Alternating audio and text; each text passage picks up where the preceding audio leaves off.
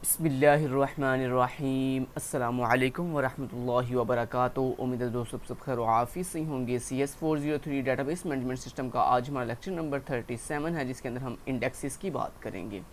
इससे प्रीवियस भी हमने इंडेक्सेस की एक दफ़ा बात की हुई थी, लेकिन आज दोबारा इस चीज़ को कंप्लीट डिटेल के साथ देखेंगे। वीडियो को स्टार्ट करने से पहले अगर अभी तक आपने हमारे चैनल की ST लर्निंग को सब्सक्राइब नहीं किया तो फटाफट से सब्सक्राइब भी कर लीजिए और साथ बने बेल के आइकन के ऊपर क्लिक करके ऑल नोटिफिकेशन भी ऑन कर दीजिए। वीडियो अगर थोड़ी सी भी अच्छी लगे तो वीडियो को लाइक करना मत भूलिएगा और साथ साथ अपने दोस्तों तक, अपने रिलेटिव तक ज़रूर इसको शेयर कीजिएगा ताकि हर इंसान का फ़ायदा हो सके। तो चलते हैं, सबसे पहला टॉपिक है यहाँ पे जी इंडेक्सेस। तब दोस्तों इंडेक्स क्या होता है, जैसे कि आपको बखूबी पता कि आप कोई भी बुक पकड़ते हो या आपकी ये जो हैंड आउट्स हैं इनके स्टार्ट के ऊपर भी एक इंडेक्स पेज बना हुआ है। जिस इंडेक्स पेज का क्या मतलब है कि एक साइड पे टॉपिक्स का नाम लिखा हुआ है, लेक्चर का नाम लिखा हुआ है और दूसरी साइड पे उनके पेज नंबर लिखे हुए हैं। दोस्तों वो जो पेज नंबर हैं वो हमें हेल्प करते हैं हमारा स्पेसिफिक टॉपिक सर्च करने में, हमारा स्पेसिफिक टॉपिक रिट्रीव करने में। इससे फ़ायदा क्या होता है? फ़ायदा ये होता है कि आपको अपना टॉपिक ढूंढने के लिए पूरी एंटायर बुक को या पूरे एंटायर लेक्चर को जो है वो सर्च नहीं करना पड़ता, गो थ्रू नहीं करना पड़ता, बल्कि आप जस्ट इंडेक्स पेज पे जाते हो, अपना टॉपिक फाइंड करते हो और फाइंड करने के फ़ौरन बाद उसका पेज नंबर देकर डायरेक्टली उसी पेज पे जाते हो जिस पेज पे आपका टॉपिक पड़ा होता है। ऐसे सेम लाइक दोस्तों डेटाबेस में होता है कि डेटाबेस में जो आपके कोई भी एट्रीब्यूट होता है, यानी कोई कॉलम होता है टेबल के अंदर, उस कॉलम के ऊपर हम क्या लगा देते हैं, इंडेक्स लगा देते हैं। होता अब क्या है कि जब आप अपनी किसी भी रिकॉर्ड को फेच करते हो तो क्या होता है, उस रिकॉर्ड के अकॉर्डिंग हमने उसका एड्रेस जो है वो स्टोर किया होता है, अपने इंडेक्स टेबल के अंदर उसका एड्रेस स्टोर किया होता है। अब जब हम कोई भी रिकॉर्ड फेच करते हैं तो सबसे पहले डेटाबेस क्या करती है, डेटाबेस उस रिकॉर्ड के अगेंस्ट उसका एड्रेस चेक करती है कि ये रिकॉर्ड आया किस लोकेशन पे, किस एड्रेस पे पड़ा हुआ है। जो इंडेक्स टेबल उसको एड्रेस बताता है डेटाबेस को, वो डायरेक्टली उस एड्रेस पे जाकर उस रिकॉर्ड को फेच करता है और हमें एफिशिएंटली उस रिकॉर्ड को प्रोवाइड कर देता है, same like book index table की तरह। ठीक है, तो उम्मीद है आपको समझ आई होगी कि यहाँ पे इंडेक्स सेम लाइक आपके इंडेक्स बुक की तरह काम करता है। अब यहाँ पे लिखा हुआ है, यहाँ पे डेफिनेशन है इंडेक्स की, कहता है an index contain a collection of data entries and support efficient retrieval of all records with a given search key value के। मतलब कहता है इंडेक्स एक ऐसा कंसेप्ट है जिसके पास हमारी तमाम के तमाम डाटा की जो एंट्रीज़ हैं उसकी कलेक्शन होती है और ये हमें सपोर्ट करता है, हमें हेल्प करता है इंडेक्स जो है किस काम में, एफिशिएंट रिट्रीवल में। मतलब बड़े अच्छे तरीके से पूरे के पूरी टेबल्स को विज़िट करने की बजाय ये हमें डायरेक्टली उस टेबल में डायनामिकली या डायरेक्टली एक्सेस करता है उस रिकॉर्ड को और हमें लाके बहुत ही क्विकली एफिशिएंटली उस रिकॉर्ड को सर्च करके दे देता है। नेक्स्ट दोस्तों अगला मोस्ट इंपॉर्टेंट MCQ है, index also contain auxiliary information that direct searches to the desired data entries. कहता है जो हमारे पास इंडेक्स होता है ये हमारी जो इंफॉर्मेशन होती है उसको हमारी डिज़ायर एंट्री के अकॉर्डिंग जो है डायरेक्टली सर्च करता है। मतलब जो भी आपकी डिज़ायर विश है, जो भी आपकी डिज़ायर डाटा है जिसको आपने सर्च करना है, उस डिज़ायर डाटा के अगेंस्ट ये उसका एड्रेस फाइंड करता है इंडेक्स टेबल से और डायरेक्टली वो जो इसको एड्रेस इंडेक्स टेबल बताता है उस एड्रेस पे जाकर ये हमें डाटा रिट्रीव करके दे देता है। आगे there can be multiple indexes per file. ये बहुत इंपॉर्टेंट MCQ है कि आपकी क्या एक फ़ाइल के अंदर मल्टीपल इंडेक्स लग सकते हैं। यस दोस्तों, आपकी एक फ़ाइल के अंदर मल्टीपल इंडेक्सेस या डिफरेंट इंडेक्सेस हो सकते हैं। आगे indexes on primary key and on attribute in the unique constraint are automatically created. कहता है जनाब जी हमारे टेबल के अंदर जो प्राइमरी की वाला कॉलम होता है या वो कॉलम जिनकी वैल्यू यूनिक होती है, कहता है उनके ऊपर इंडेक्सेस बाय डिफ़ॉल्ट ऑटोमेटिकली खुद ब खुद क्रिएट हो जाते हैं, हमें क्रिएट करने नहीं पड़ते। Indexes in database are similar to indexes in book. कहता है हमारे पास डेटाबेस के अंदर जितने भी इंडेक्सेस होते हैं वो सेम लाइक आपके बुक के इंडेक्स की तरह होते हैं कि एक साइड पे टॉपिक होता है, एक साइड पे उसका इंडेक्स नंबर यानी उसका पेज नंबर लिखा होता है। ऐसे दोस्तों सेम लाइक डेटाबेस में भी होता है कि एक साइड पे आपका रिकॉर्ड होता है और दूसरी साइड पे वो रिकॉर्ड स्पेसिफिक रिकॉर्ड जिस लोकेशन पर या जिस एड्रेस पे स्टोर है वो एड्रेस लिखे होते हैं। इन अ बुक कहता है जिस तरह बुक के अंदर an index allows you to find information quickly without reading the entire book. कहता है जिस तरह आपकी बुक के अंदर जो आपका इंडेक्स होता है वो आपको ये चीज़ की परमिशन देता है कि आप अपनी जो भी इन्फॉर्मेशन है उसको क्विकली जो है वो क्या कर लेते हो, फाइंड कर लेते हो without reading the entire book, मतलब बगैर पूरी बुक को रीड किए। ऐसे in a database and index allows the database program to find data in a table without scanning the entire data. कहता है इसी तरह डेटाबेस के अंदर क्या करता है, हमारे जो डेटाबेस के अंदर इंडेक्सेस होते हैं वो भी हमें इस चीज़ की परमिशन देते हैं या इस चीज़ का हमें सहूलत फराहम करते हैं कि हम अपनी डेटाबेस में जो भी हमने डाटा फाइंड करना होता है उस डाटा को बहुत ही क्विकली जो है हमें फाइंड करके दे देता है without scanning the entire data. मतलब पूरे टेबल के डाटा को स्कैन करने की हमें ज़रूरत नहीं पड़ती, हम जस्ट जो डाटा हमने फाइंड करना होता है उसका एड्रेस फाइंड करते हैं इंडेक्स टेबल से और उसके अगेंस्ट हमें डाटा जो है क्विकली मिल जाता है बगैर पूरा टेबल जो है वो स्कैन किए। नेक्स्ट कहते हैं जो इंडेक्स होते हैं ये इंप्लीमेंट किए जाते हैं in the form of B tree. ये इंपॉर्टेंट एमसीक्यूज आपका आ सकता है कि जो इंडेक्सेस हैं ये बी ट्री की फॉर्म में जो है वो इंप्लीमेंट किए जाते हैं। नेक्स्ट दोस्तों बी ट्री क्या होता है, कहता है B tree is sorted on the search key. कहता है जो बी ट्री होता है ये हमारी वैल्यूज को सॉर्ट करता है ऑन सर्च की, मतलब जो हमारी सर्च कीज होती हैं उनकी बेस पर ये हमारे रिकॉर्ड को सॉर्ट करता है and can be searched efficiently on any leading subset of the search की। और कहता है ये हमारे जो सर्च की होती है उसके किसी भी सबसेट को बहुत ही एफिशिएंट वे के साथ क्या करता है, सर्च करता है। तो ये बी ट्री की डेफिनेशन होगी। देन नेक्स्ट चलते हैं जी, अगला पॉइंट क्या था जी, यहाँ पे देखें आप एक डायग्राम के थ्रू समझा दें। देखिए ये एक टेबल है आपके पास और इस टेबल के अंदर देखें जो हमारे पास एम्प्लॉय आईडी है जिसकी वैल्यूज क्या है, यूनिक है। जैसे सर ने ऊपर बताया था अभी कि जो इंडेक्स होते हैं वो आपके टेबल के प्राइमरी की वाले कॉलम और उन कॉलम जिनकी वैल्यू यूनिक होती है उनके ऊपर बाय डिफ़ॉल्ट ऑटोमेटिकली खुद ब खुद इंडेक्स क्रिएट हो जाता है। लेकिन वो कॉलम जिनकी वैल्यू यूनिक नहीं होती उनके ऊपर इंडेक्स अगर आपने क्रिएट करना हो तो आप खुद मैनुअली क्रिएट करते हो। अब मैनुअली कैसे इंडेक्स क्रिएट करते हैं वो भी मैं आपको प्रैक्टिकली क्यूरी के थ्रू समझाऊंगा। लिहाजा दोस्तों ये आपको पेपर में क्यूरी आ सकती है इंडेक्स की, ठीक है।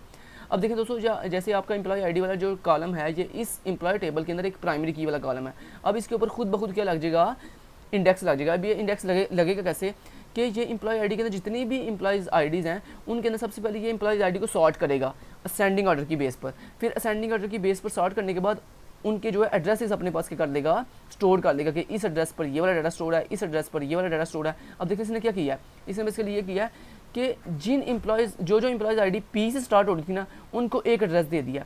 जो एम्प्लॉय आईडी वी से स्टार्ट, बेसिकली इसने क्या किया कि इसने अल्फ़ाबेटिकली आपकी वैल्यूज़ को पहले एम्प्लॉय आईडी को पहले सॉर्ट किया और देन उनके पहले लेटर्स के लिहाज से इसने एड्रेसेस असाइन कर दी हैं कि मतलब वो तमाम एम्प्लॉयज़ आईडीज़ जिनके स्टार्ट पे पी आ रहा है उसको एक एड्रेस दे दिया, जिनके स्टार्ट पे वी आ रहा है उनको एक एड्रेस दे दिया। मान लो जब आपने पी वाला कोई एम्प्लॉय आईडी सर्च करोगे तो क्या होगा बोला कि हम इंडेक्स टेबल में से जाकर जिस मतलब कि वो एड्रेस उठाएंगे जो एड्रेस जो है वो हमारे पी वाले लेटर की जो एम्प्लॉयज़ आईडी हैं उनको डिनोट कर रहा है। तो हम सिंपली उस एड्रेस को फॉलो करेंगे और उस एड्रेस से आकर हम जो है अपने पी वाले जितने भी एम्प्लॉयज़ आईडी हैं उनमें से अपनी डिज़ायर्ड आईडी जो है वो फैच कर लेंगे एज़ कम्पेयर टू पूरा टेबल स्कैन किए बगैर।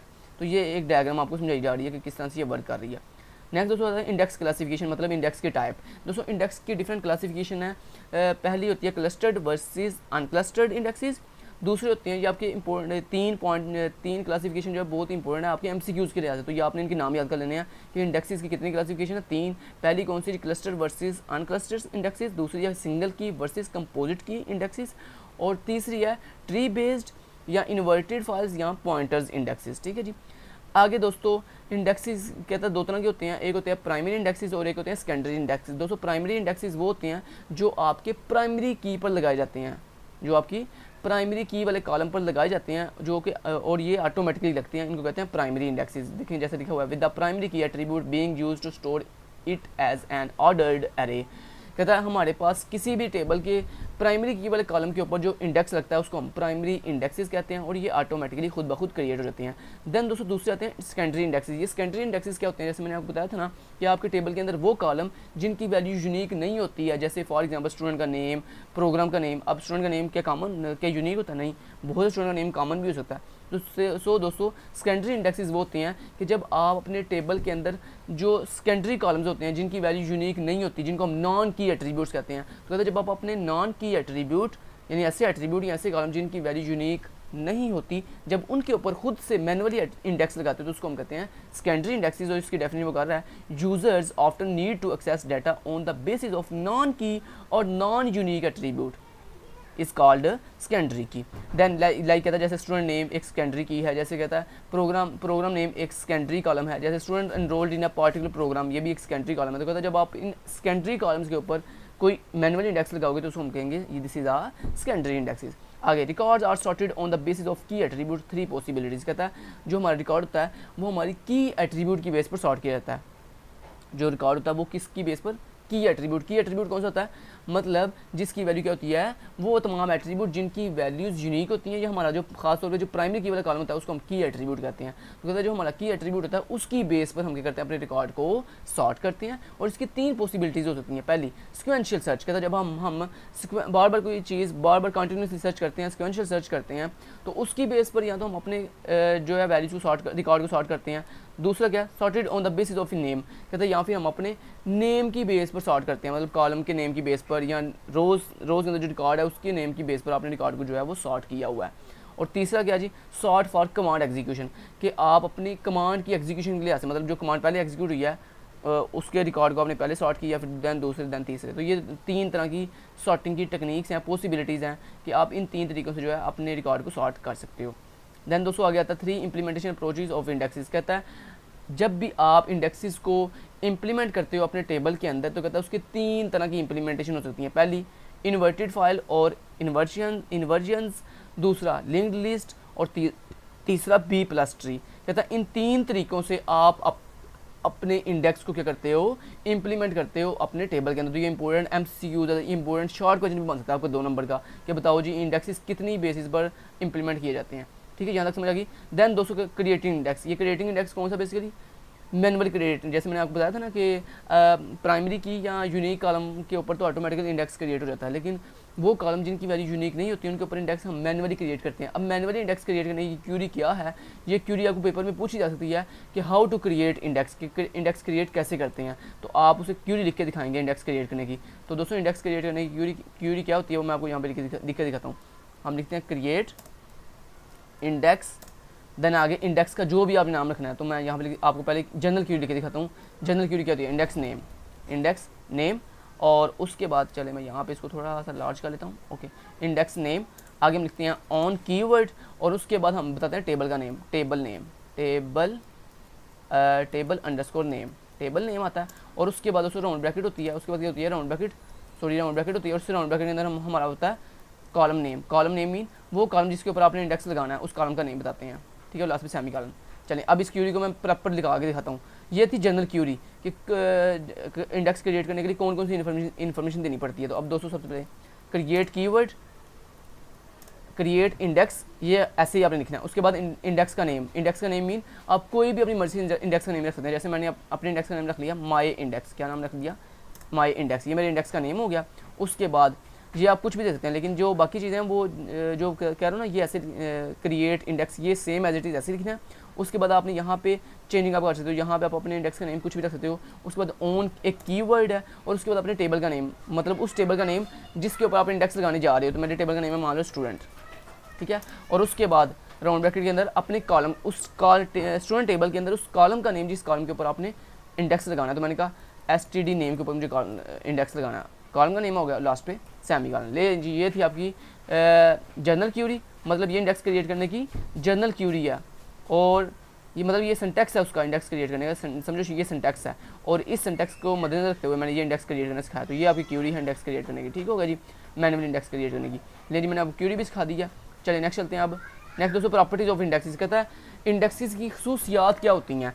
या आपको इंपॉर्टेंट MCQs भी आ सकते हैं, इनमें से कोई पॉइंट पूछ सकते हैं सर, या फिर आपको शॉर्ट क्वेश्चन में भी आ सकता है कि प्रॉपर्टीज ऑफ इंडेक्सेस क्या होते हैं। तो दोस्तों पहली प्रॉपर्टी या खसूसियत क्या है, indexes can be defined even when there is no data in the table. कहता है चाहे आपके टेबल के अंदर डाटा हो या ना हो, कहता है इंडेक्स डिफाइन किया जा सकता है, ठीक है जी।